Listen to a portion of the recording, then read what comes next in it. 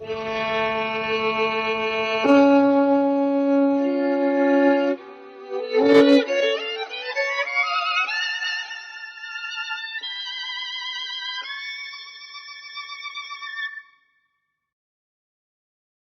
grandpa's number is 89444.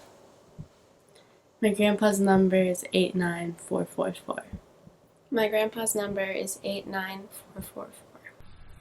My grandfather's number is 89444.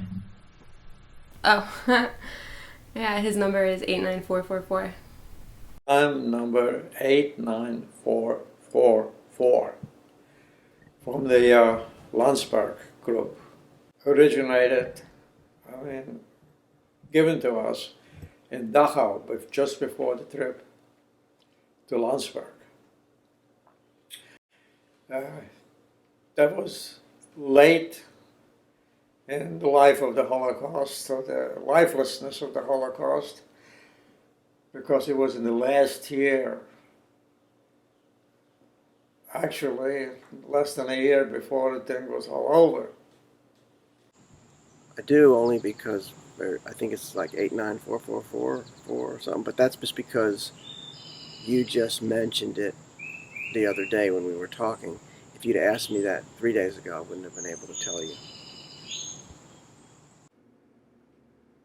And then we went back to the dog, and he was explaining how he had his left arm totally ripped apart because of a dog when he was a kid, and said that he still had the scars. And I didn't say anything. I was just looking at him, and I saw him go for his cuff, and he started to unbutton it. And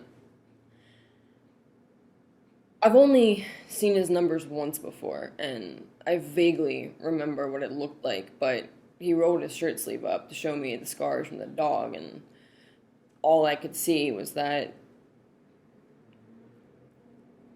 those numbers so blurred and like squished together, you can't really make out what they are anymore, but they're there. And he tried pointing out where the scars were, but I couldn't see them around that tattoo. I don't know, I remember one time when, I don't know, Grandma was giving him hell, or giving us hell or something, I can't remember, but I was like, he came outside with me to smoke a cigarette, and at one point I said, like, how do you not just, like, slap her sometimes, you know? And his response is, like, you know, he always says this, like, thing, and he just said, well, you know, compared to the Nazis, like, she's not that bad. And then when we were talking about Grandma, it's just, I don't know, I just, like, he's got such a cool outlook on some things. Like, we continued to talk about Grandma, and I don't know, we were talking about her, like, how she's really picky about foods and everything, and is really quick to say that something sucks or it's bad. And you know, again, he made the joke, like, yeah, my stomach's not that sensitive, you know, you eat potato skin hot water for long enough, and you build up a bit of a tolerance to shit that sucks. As a kid growing up, I never really talked to my father about any of his past. I never really asked him questions. I think I just, in retrospect, I assumed that he probably wouldn't want to talk about it. It would be too difficult to talk about. Of course, I knew, you know, he had the numbers and he mentioned about it, and it was something that I knew, but I never really knew the details. I think that this was strengthened by an episode when I was pretty young.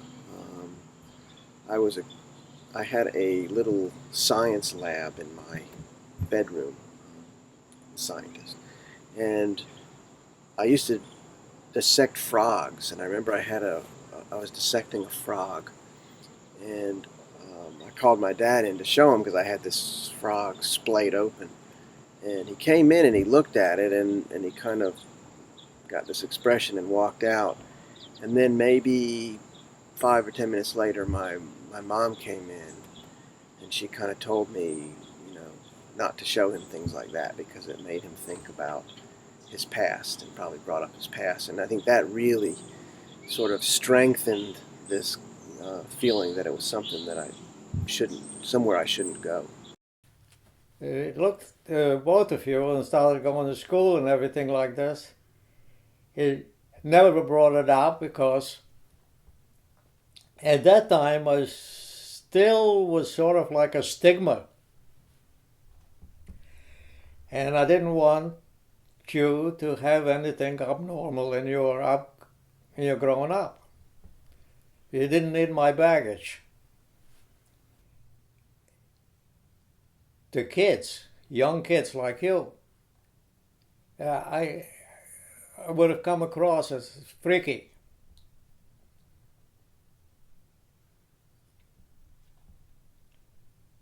Because you never came face to face with someone that went through anything like that. I mean, all the stories that you were interested in was television stuff and shit like that. You know, that was normal for kids of that age. My stories were not normal. I don't really know why he told me as opposed to you guys. I mean, he did say that for a long time he, it was like the last thing that he wanted to do was talk about it. And I think he said for like a year or something, maybe 6 months to a year after liberation, he just couldn't remember anything. And then after he could, after that period, it was just like the last thing that he wanted to talk about. And he even told me that day, like, there are some things that I'm still like, that I've omitted and that I'm probably never going to tell anyone because it's literally a matter of just it being like unfathomable. We went out to from the barracks to the fence. And on the other side of the fence was supposed to have been the gypsy camp. There were no gypsies there, but the women. And within a few seconds, I spotted my mother wearing somebody else's clothes. No, none of them were fitting, not her clothes or anything. And her head was covered, but she was shaven. And we spoke briefly. She said, "Be careful. Don't do anything that arouses suspicion or don't volunteer. Don't." It's sort of the motto by what I lived. I tried to fall through the cracks. I was my mother. By then I already knew that everybody else went up in smoke during the night because we smelled that burning meat and bones and everything in the crematorium. And the Polish Jews that were helping out and doing the heavy lifting sort of for the Gestapo told us what happened. That was my mother. So I knew she was alive. Now, go back to my father. He was recruited into the labor force, which is an army in civilian clothes that was behind the lines to work like digging foxholes and do the manual labor.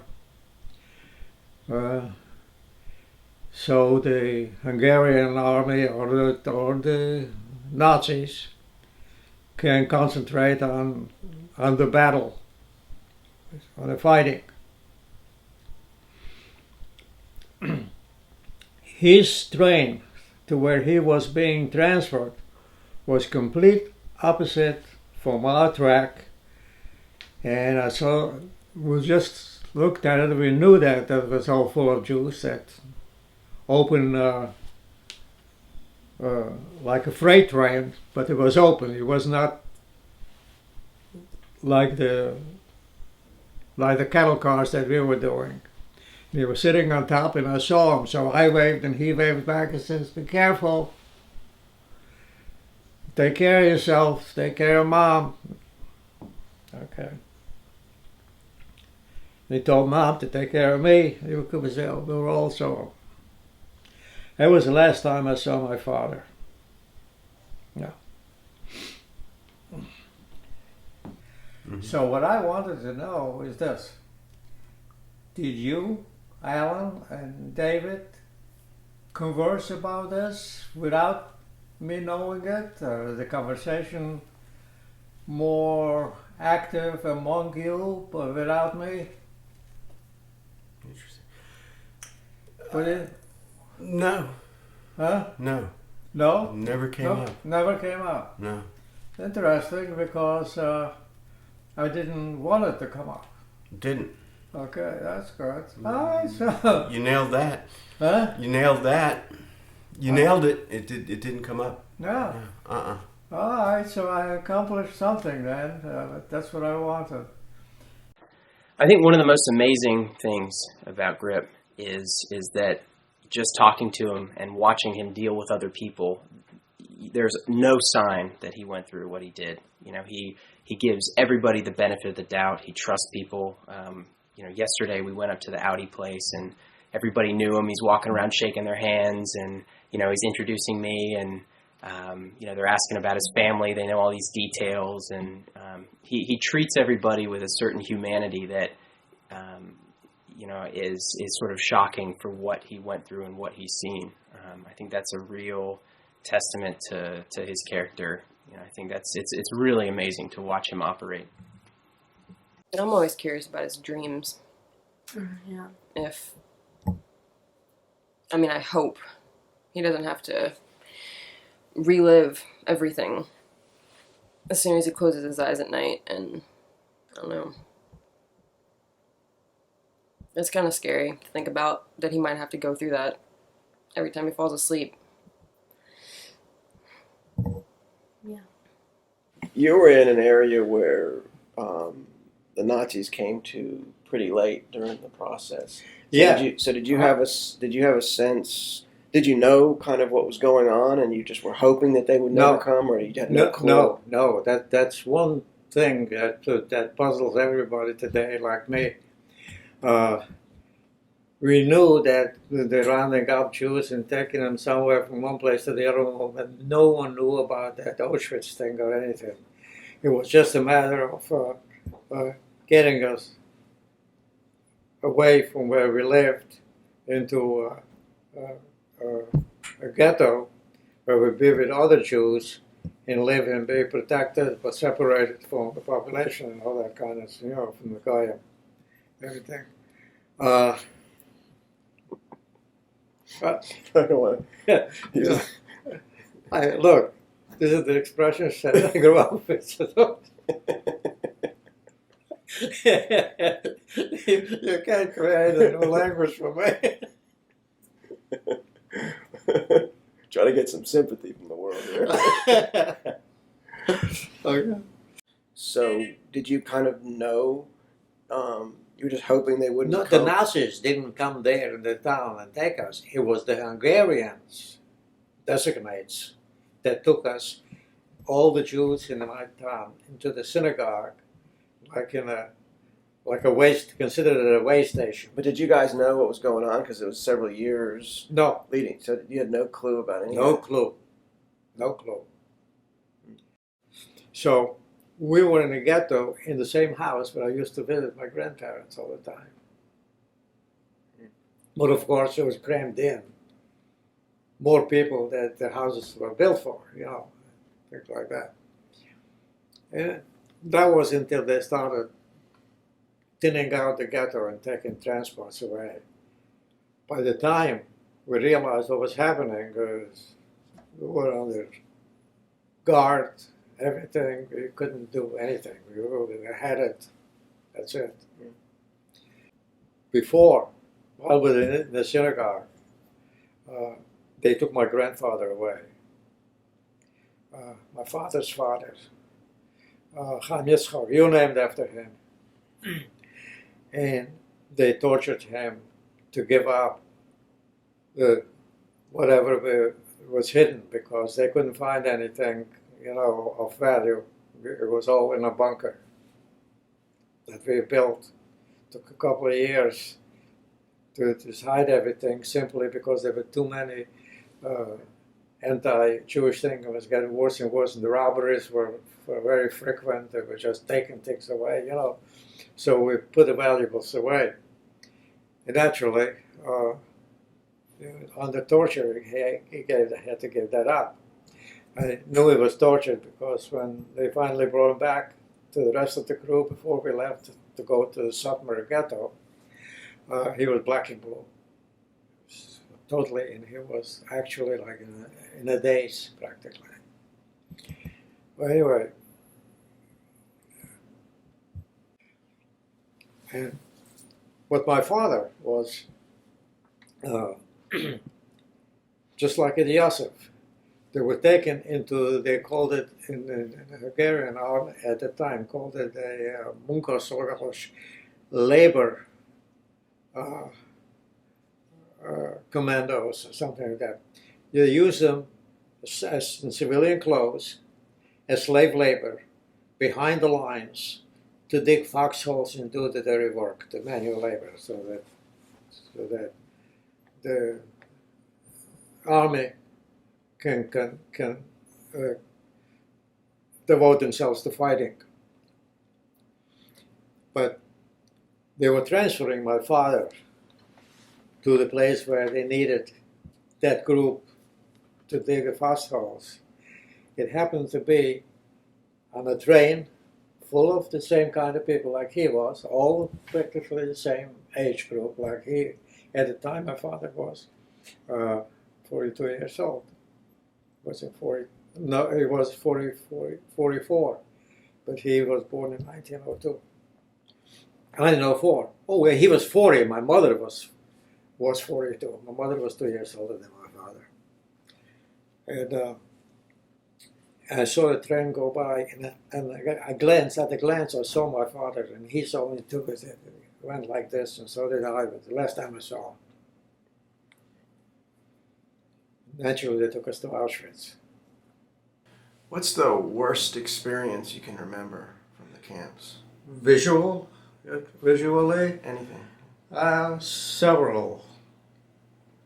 One in Warsaw Ghetto, in the barracks after work. When we came back, if you wandered between one barrack to the other without permission or anything like that, the punishment from the capos, by the way, were released criminals. And they were very cruel. They would give you 25 lashes. And what they were using for giving you the lashes is that heavy wire covered with rubber, like you have on these poles that conduct electricity, about this thick. They were cut about 2 foot long, and it wasn't 25 because it was done from both sides. One counted as one. It was 50 lashes. It was so hard, so the screaming that the guy did, only for about 6 or 8 lashes did they feel it. After that, it was so numb that they just went out and that's one thing in Warsaw. In Landsberg, a couple of people were trying to sneak out of the camp, escape. 3 of them. They caught him. And they held him in one of those barracks under guard until they were going to punish him for it. One of the people that wanted to escape, was a father that had 2 sons there with him. His sons were in their, looks like in their middle 30s or so. When the SS came and surrounded all the people didn't go out to work, and they had a gallows with 3 ropes hanging and a bench, and brought those people out, didn't cover their faces or anything, just put them up on the bench, put the gallows on their neck, and the assessment is in charge was making a speech that this is what happens when you do something that goes against what we tell you to do.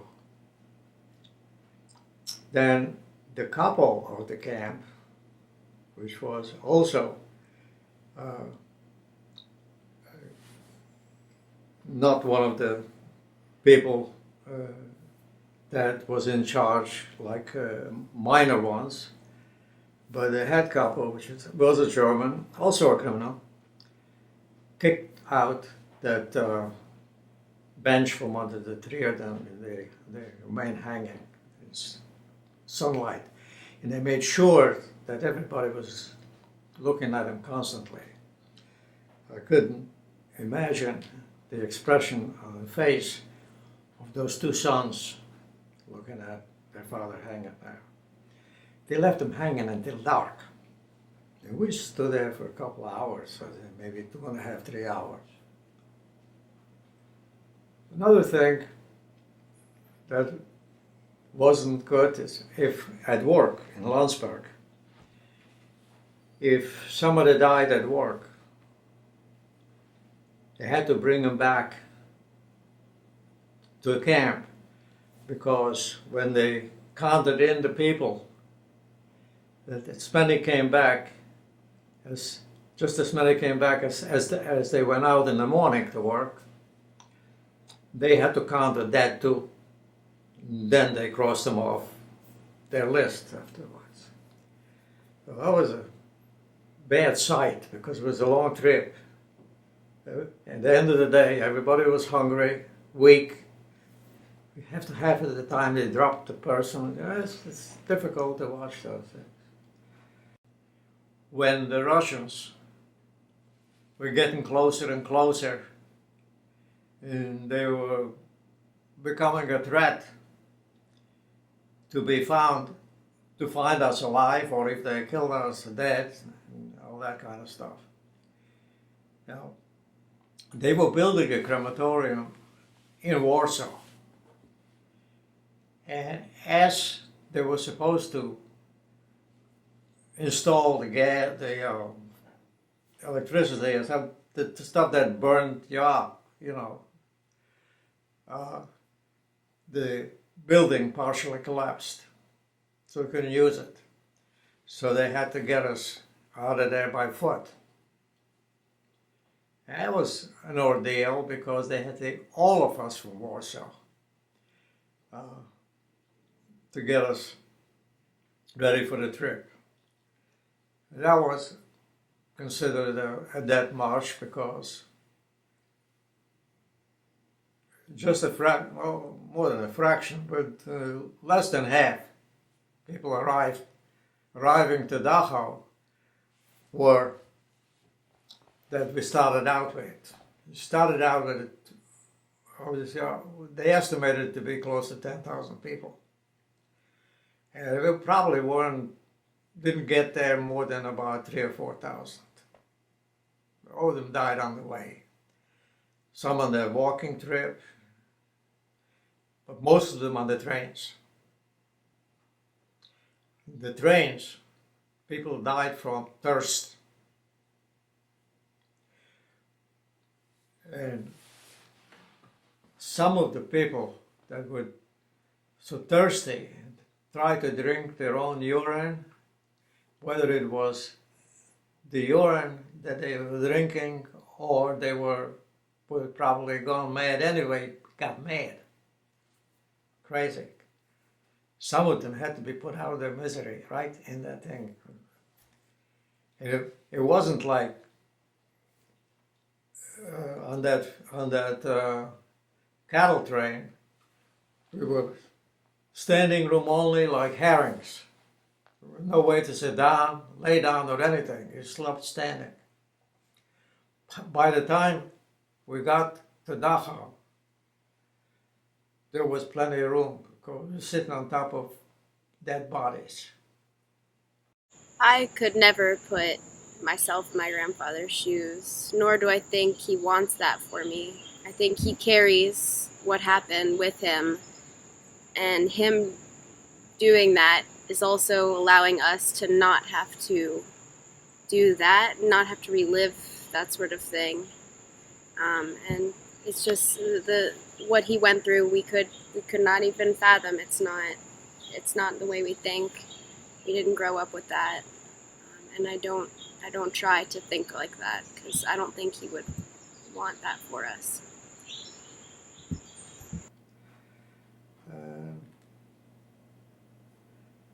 How about, can you remember any particular acts of kindness?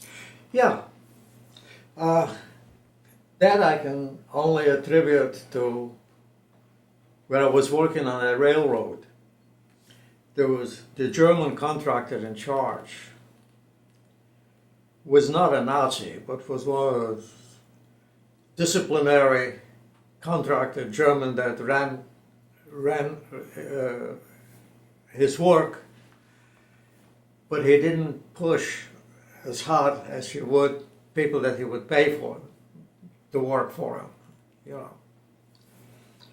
And at times you could see the pain in his face as to what he had to deal with, because he had no choice of not doing that contracting job of laying a railroad.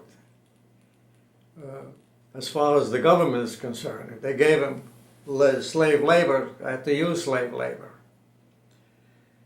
And so he wasn't pushing the work like he would have if he paid the workers and they were well nourished or something like that.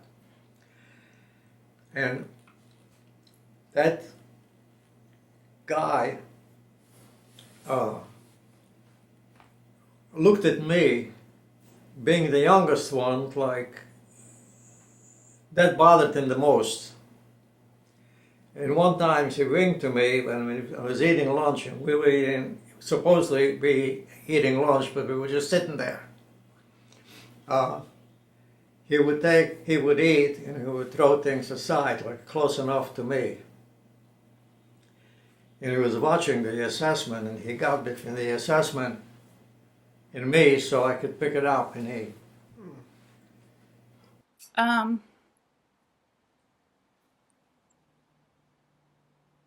I think of all the stories over the years that I remember.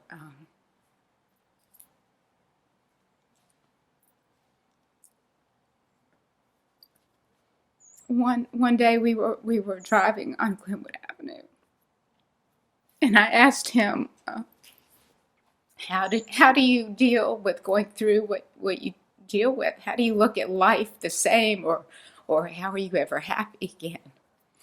And his answer was, well, you have to. You don't have a choice. And so I asked him, well, how do you, coming from such a family of faith, how do you still have that faith? I mean, I asked him directly, do you still believe in God? And he said, no. Seeing what I've seen and going through what I've been through, I don't. He said, but the reason my existence is for your children, and that's why I'm here. The last thing on your mind was to devote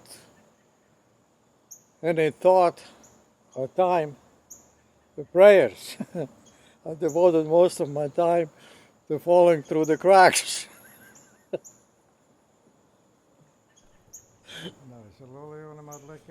So I didn't start picking bones with God for what he did to me. The before or after. because I wasn't even thinking about that.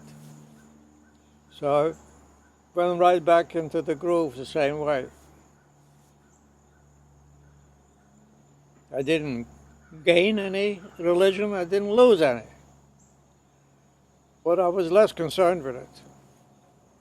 Know how much any other aspect of your family should be in this, but I've never understood why any member of the extended family doesn't sit in awe of him and treat him like a king, like the most special person in the entire family, because no one else has been through anything like that, and no one else could even imagine it. And for anyone to be remotely rude or disrespectful to him is unbelievable to me. I just think he's incredible. I think he's incredible because he went through that. He came out of it. He started his own family. He has lived pretty much a happy life. He's very cheerful. He's quick to laugh. Very loving, very giving, not the least bit bitter. I know a lot of people have come away from that kind of experience bitter, and I don't blame him, but he's not. He's not at all that way. He's just, if you didn't know it, you wouldn't know it. I mean, Survivor, sure, but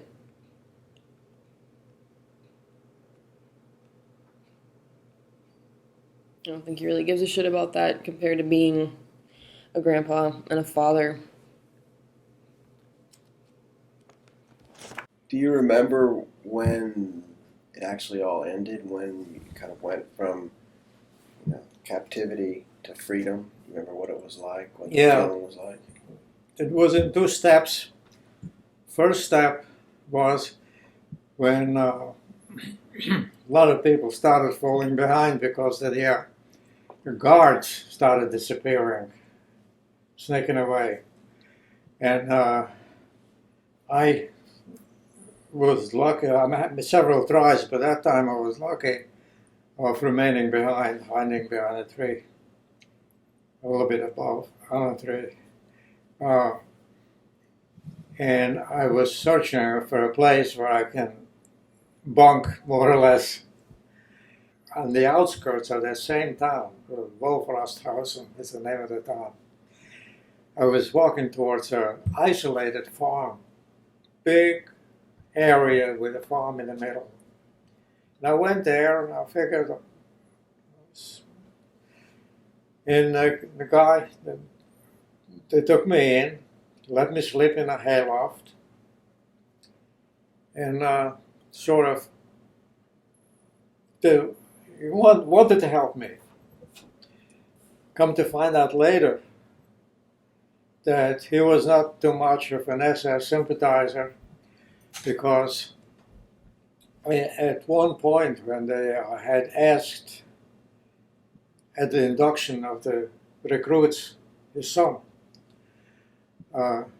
to step forward if they want to join the SS, and not step back if they don't want to have anything to do with the SS, and step back, and it disappeared.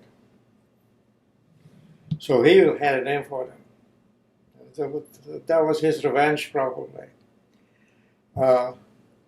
So they wanted me to sleep in the house, but they were toying with the idea of me sleeping in the house. They were afraid that somebody would come there and find out a stranger.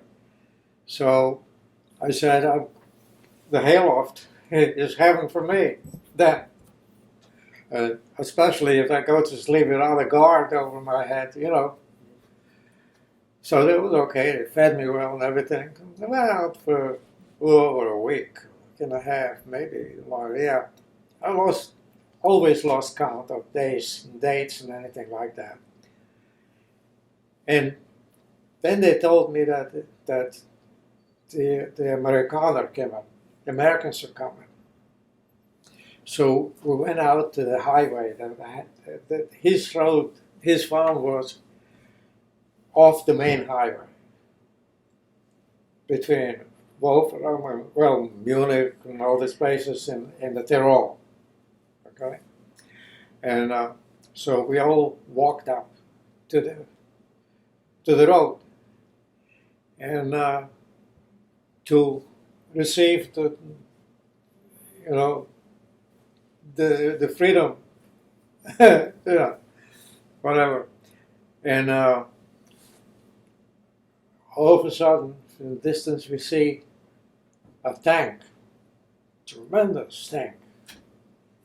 Sitting on the tank, soldiers, like tip-top shape, beautiful uniforms. I mean, very, very, very well dressed, like not these fatigues or anything like that, with their little Tommy guns, and everybody was greeting them and everything like that. And in front of the tank, there were 3 soldiers, Americans, walking with the Tommy guns like this. That's how they came into conquer. Naturally, relatives kissed each other. The little girl that was maybe a couple of years older than I am, had 2 daughters in the son that disappeared. They hugged me, and so forth. He said, "Du bist frei, you're free." And I went through the woods and streams and everything around to the next town. I knew where I was going to go to catch the train, the same train, because I didn't have papers that they should let me through, right? So I did that, and I got on the train, and when it took me to the Transylvania city, a big one. I was there before, In fact, I had not relatives, but remember that white lady in Israel when we went there? She was my mother's closest friend, beautiful white hair. She was at Irene's house. And anyway, they lived there, so I was there many times. I can't begin to say that I remember how I did everything without having $1 in my pocket or a place to stay. I was everywhere, just floating around. And then I decided, okay, it's getting to be close to fall. If I'm going to go there, I want to go there before the winter sets in, because winters are very heavy there. Where mountains at home, Austria, Romania, all those areas. I said, I want to come back while it's still. If nobody's there, if nothing is left, if everything, But I didn't know where I was going to find anything. So anyway, I picked up and I went towards the Brenner Mountain, which was that mountain separated Italy from Austria. So I reached that town and I got off the train. Naturally, legally, I climbed over that mountain over to Austria. In the closest town, I got on the train and I headed towards the Hungarian border. I got off the train, so I went to the normal streets to go home, to where we live. I came up on an evening walk. My mother walking with a maid, a servant that speaks Jewish like my mother or me or my father. She taught my father when he was a kid the morning prayers. It was like the second generation was working for us. They lived with us, in a servant's quarter. But he was talking to my mother, Jewish, and saying, "You hear from Herschel?" Yeah, he says, "We're trying to look for him all over. We know he's alive, but he can't stay in one place. We don't know how to go about finding him." But I was walking faster than they, and I was getting close. But I knew my mother, didn't want to scare her, give her a heart attack, because she had a sort of a very sensitive heart. She was always concerned with her health. More so than she should have been, because she was pretty healthy. But she was the one person that was concerned with her health and with her appearance. She always used, like Mama's doing all this makeup and shit like that. She did it, she used to do the same thing. Anyway, but when I got close, I called her out. I'm here. I don't know where he is. I'm here. So they turned around in a shock, the both of them. I said, it's real, I'm here. Naturally, I don't even know what she screamed out. She was so excited. And so was I. I don't remember every word what I said, but naturally we hugged and kissed and everything. And held on to each other until we went to the house. And go in the house, she slaps off my shirt and everything. Want to see if I would hurt anyone. Bullets or whips or something like that. I said, no, I'm okay. Nothing. I remember I was talking to my grandfather about before the war and during the war, his story. And, he's got a great sense of humor. He looked at me and said, do what you gotta do in this world. Got me here. But that shit was very much illegal. I thought it was funny.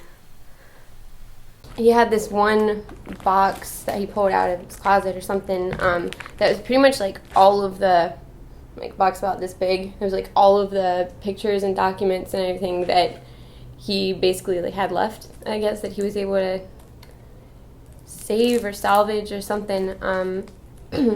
So, like his false identity card that he showed me, where I think he basically stole it from some guy named Joseph Crimple, like out of someone's bag, and just like stapled his picture into it. It says his name's Joseph Crimple and that he's from Salzburg and all this kind of stuff, and that his birthday's different. That's kind of funny. I thought that was a piano. Nice what? Hey, honey, Yeah. this may be a perfect time for me to read that letter. What letter? I just did for you a while back. Oh.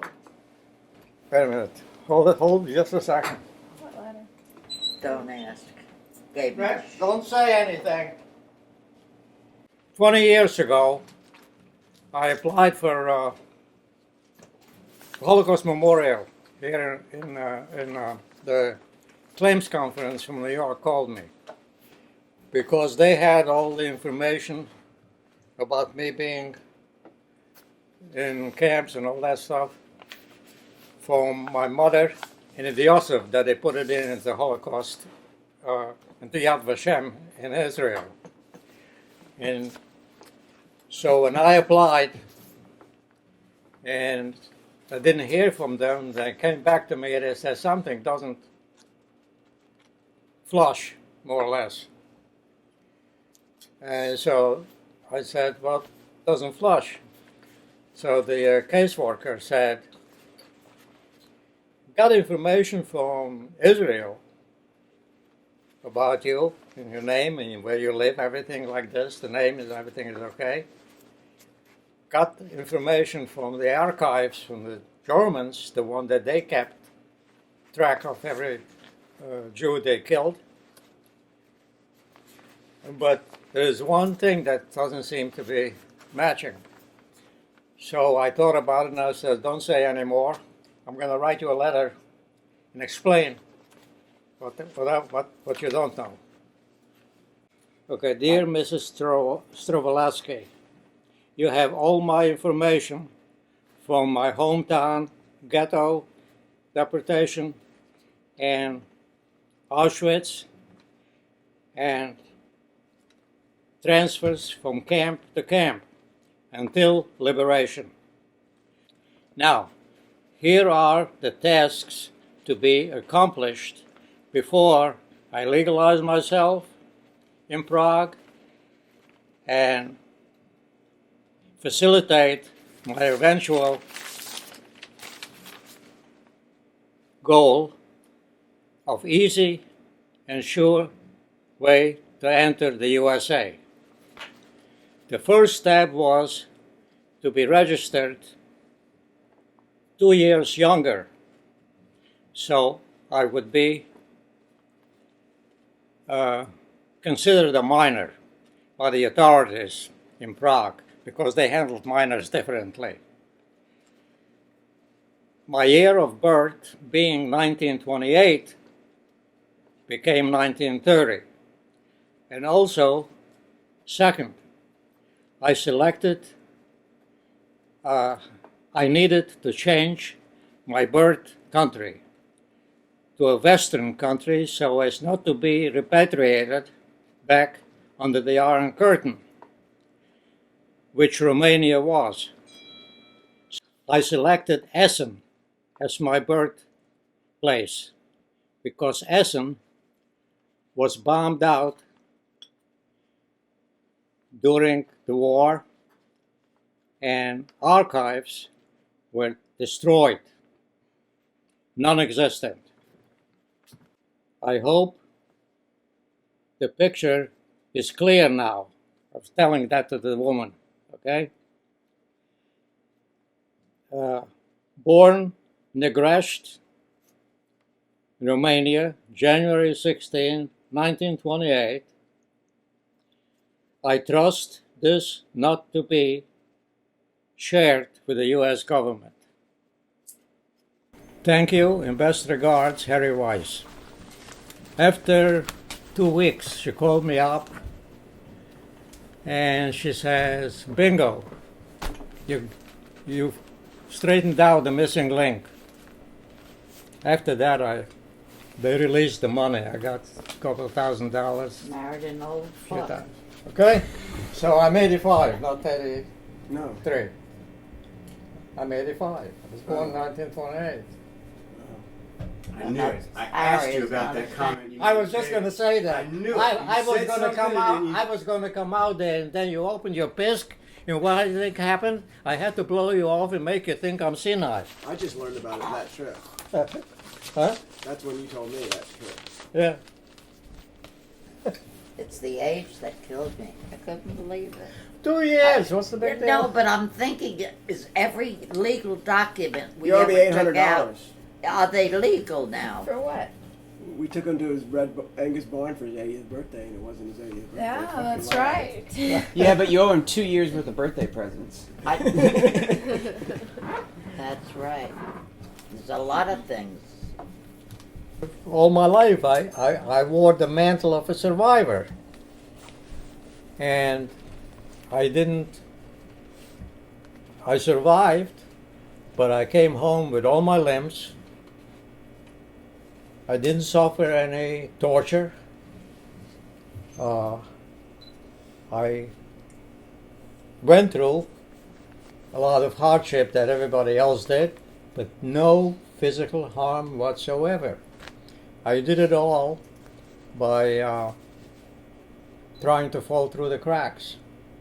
A lot of people came home very much afflicted.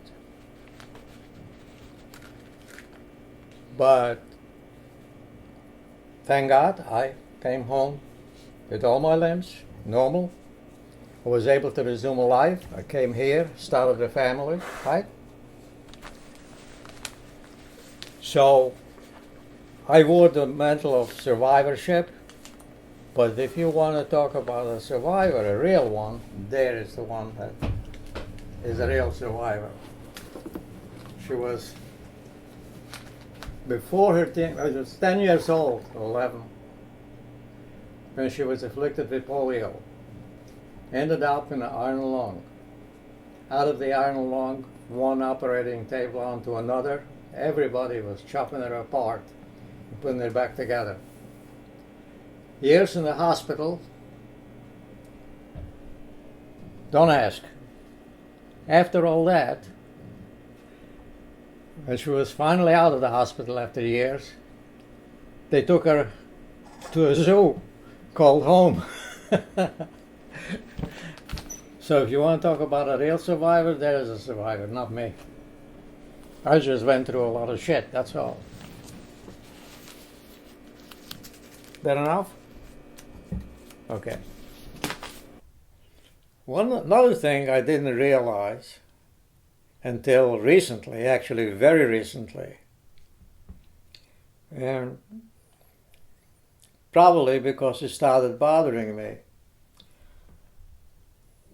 what I went through during that 1 year in camp is definitely not normal. And it desensitized me from death around me. I've seen all kinds. Seen hangings. I was forced to witness, to watch hangings and stuff like that. So, for a year, it was the norm. And it didn't bother me until recently when I saw Ma was getting, starting to feel bad, memory and this and that. And I find myself accepting it as norm, as a normal thing of age or anything like this. And ultimately, people are afraid of dying or anything like this. I don't know how I feel about that, because I don't seem to feel that it's abnormal. And what worries me is the fact that it gives an outside appearance of nonchalance. Like, I don't know what's happening around me. I don't give a damn for the people that I'm with, And analyzing myself. I'm a self-analyst. I think that sensitivity has been dulled completely in me. It's not that I don't care. It's not that I don't feel. But it wasn't a thing to show that you care about anything while I was hiding everything else in the camps. And look, I developed a bad habit. That's it. In a way, it's good, because I don't fall apart over things. In another way, it's bad, because to an innocent observer saying, yeah, this guy doesn't give a crap about anything or anybody, something like that. But I feel that way about myself too. I'm not worried. My being archaic gives me the rights to say, been there, done that, don't like it. That's why I'm here.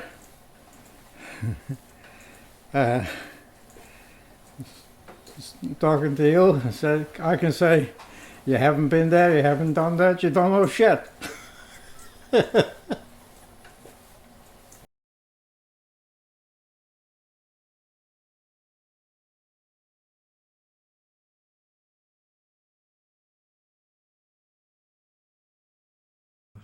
I'll tell you what, just sit and stare at him, okay? Maybe this whole thing was a bad idea. But do I have to be talking? No, you can just sit there quietly. Oh, that's Lower your better. chin, David. And tip the top. There you go. All right. And nearly clipped off my nose. Could do that from back here.